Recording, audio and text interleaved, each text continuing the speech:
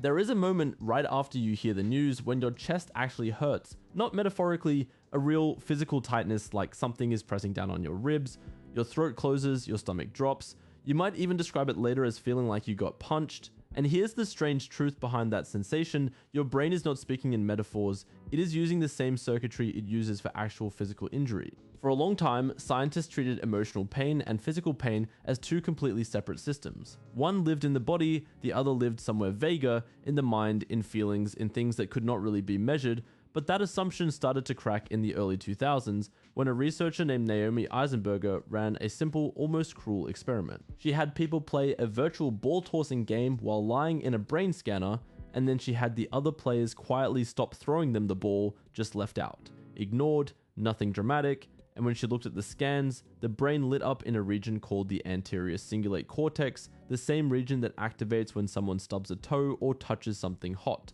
Social rejection, even a small simulated version of it, triggered the brain's physical pain alarm. Grief is that same system turned up to its highest volume. When you lose someone you love, you're not just losing memories or plans for the future, you're losing a person your nervous system had learned to treat as part of your own safety. Your brain built years of predictions around their presence, their voice in another room, their weight on the other side of the bed, their reply showing up in a chat. When that presence disappears, your brain does not simply update a fact. It goes looking for something that is supposed to be there and keeps not finding it over and over, and each time it does not find it, that same pain circuitry fires again. This is part of why grief can feel less like sadness and more like an injury. Injuries throb, they flare unexpectedly, they get worse before they get better, and healing is not a straight line. Grief behaves the same way. You can feel almost normal for a few hours, and then a smell, a song, or an empty chair at dinner sends the same jolt through your chest as the day you first found out. That is not you failing to cope. That is a nervous system doing exactly what it was built to do when something essential is torn away. There is also a more extreme version of this connection, one that shows just how literally the body takes emotional loss. Doctors call it Takotsubo cardiomyopathy, though most people know it by a simpler name, broken heart syndrome. In this condition, a sudden, overwhelming grief or shock, like the death of a spouse, causes part of the heart muscle to temporarily weaken and change shape. The symptoms can look almost identical to a heart attack, chest pain, shortness of breath, a racing pulse, and in the most vulnerable cases, it can genuinely be life-threatening. The heart, in a very real, measurable way, can be broken by loss, not poetically, physically.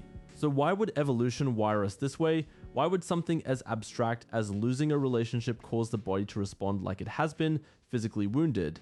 The likely answer is that for most of human history, relationships were survival. Being part of a group meant protection, food, warmth, and safety for your children. Being cut off from that group through death, exile, or abandonment was often a genuine threat to survival. A brain that treated social loss as dangerous as physical injury was a brain that took the threat seriously enough to change behavior. Grief may be uncomfortable and disorienting, but discomfort was the price of taking connection seriously. That also explains why grief refuses to follow a tidy schedule.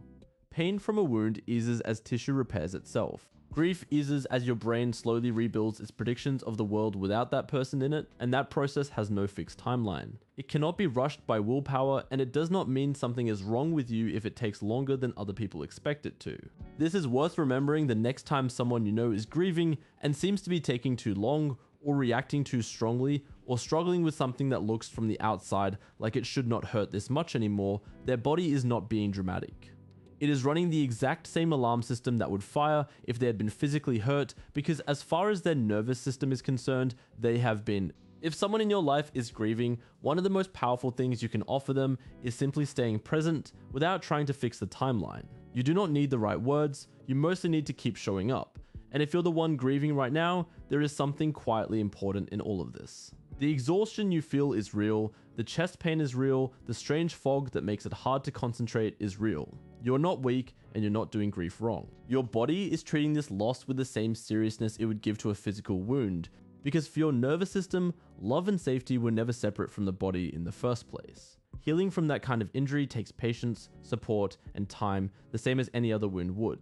There is a strange kind of comfort hidden inside the science. The ache you feel is not proof that something is broken beyond repair, it is proof of how deeply you were connected. Pain in this sense is the shadow that attachment leaves behind. The same circuitry that made losing someone hurt this much is the circuitry that made loving them feel worth it in the first place. So the next time your chest tightens at a memory or grief arrives uninvited in the middle of an ordinary afternoon, you can understand it a little differently. It is not a sign that you are stuck, it is your body honoring something that mattered enough to hurt when it was gone. And that ache, as unbearable as it can feel, is really just love with nowhere left to go.